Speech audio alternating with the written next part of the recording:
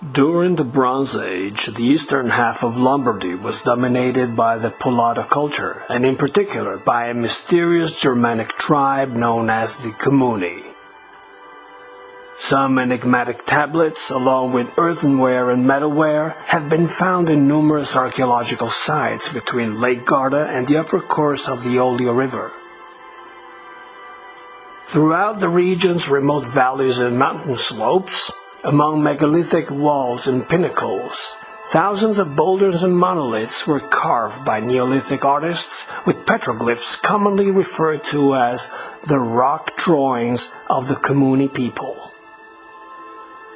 Their most sacred symbol was a flower-shaped swastika nicknamed the Camuni Rose. While many engravings portray animals and hunters, one rock carving represents an entire village, and another seems to depict two men wearing spacesuits and wielding unidentifiable objects. One of the southernmost outposts of the Polada culture was a village called Brixia. It was built at the foot of the Central Alps, facing the Po Valley to the south.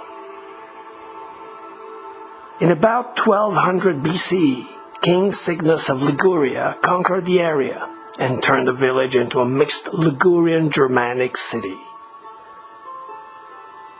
The population quickly transitioned from fishing, hunting, and gathering to pastoralism and vegiculture. Brixia was invaded by Celtic tribes in the 7th century BC. 400 years later, the Romans subdued the Celts and dedicated the city to the goddess Victory. Brixia enjoyed relative peace and stability for more than 5 centuries.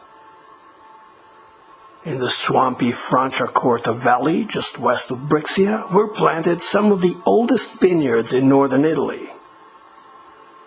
However, the whole region was raided and pillaged by hordes of Visigoths, Huns, Ostrogoths, and Longobards from 402 to 774, when it was conquered by Charlemagne. Over the next 11 centuries, Brixia was first contended between popes and warlords, then between the Republic of Venice and the Kingdom of France, and eventually controlled by the Austrian Empire.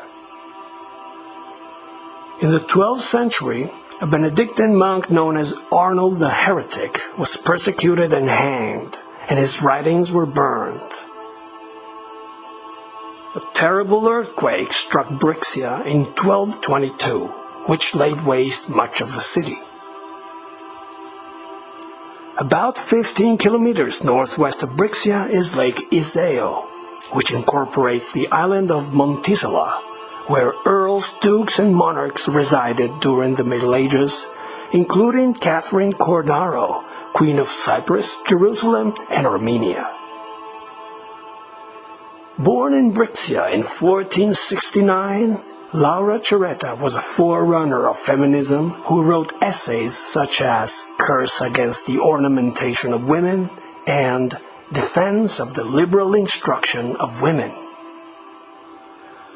On a different note, her fellow townsman Bartolomeo Beretta invented the musket and founded the Beretta gun factory in 1526. Born on the western shore of Lake Garda, Gasparo Bortolotti was the most prominent luthier and musician in 16th century Brixia, regarded as the inventor of the modern violin and a few related instruments. In the mid-16th century, a secret society called the Academy of the Occult was founded in Brixia, but was banned by the church a few decades later. In 1769, lightning struck the city's powder magazine and ignited 90,000 kilograms of gunpowder, causing massive destruction and killing some 3,000 people. Malnutrition and epidemics made deformity and mental illness a common occurrence among those born in the region in the 18th and 19th centuries. Don Faustino Negrini was in charge of exorcising those who were believed to be possessed, whereas John Battista Rini was a surgeon who specialized in embalming the corpses of his patients.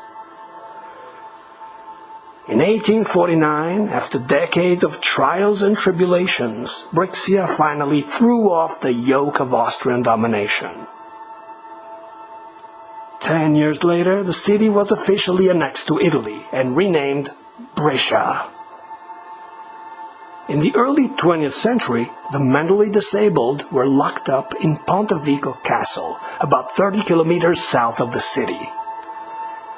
Over time, the lunatic asylum was converted into an all-female psychiatric hospital.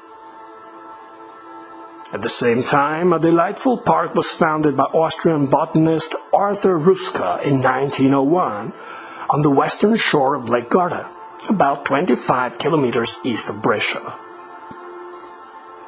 The park became a meditation garden and was dedicated to Ganesha, Daksha, and the Buddha. The area attracted many German intellectuals, such as Henry Todt, who spent a few years in a nearby villa.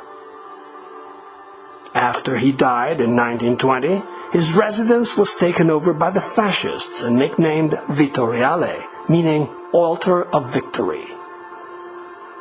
Italian author Gabriele D'Annunzio lived there from 1922 until his death in 1938, during which time the property was expanded by adding various facilities and artifacts.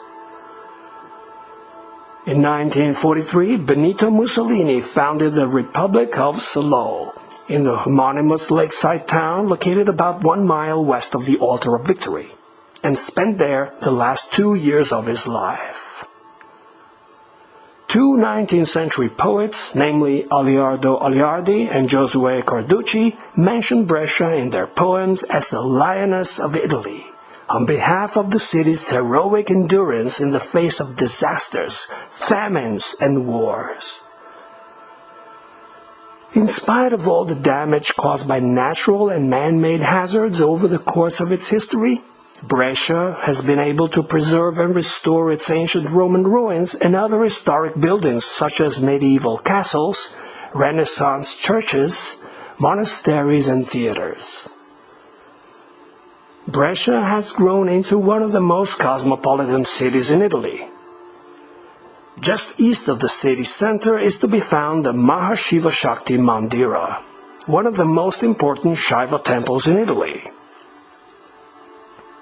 The marshland south of the city is home to several fish farms, some of which produce caviar. The rugged territory between the city of Brescia and Mount Adamello is dotted with ancient mines and caves, in some of which cheese is stored and matured. Dairy products are common ingredients of local dishes based on Brescia's traditional pasta called casoncelli.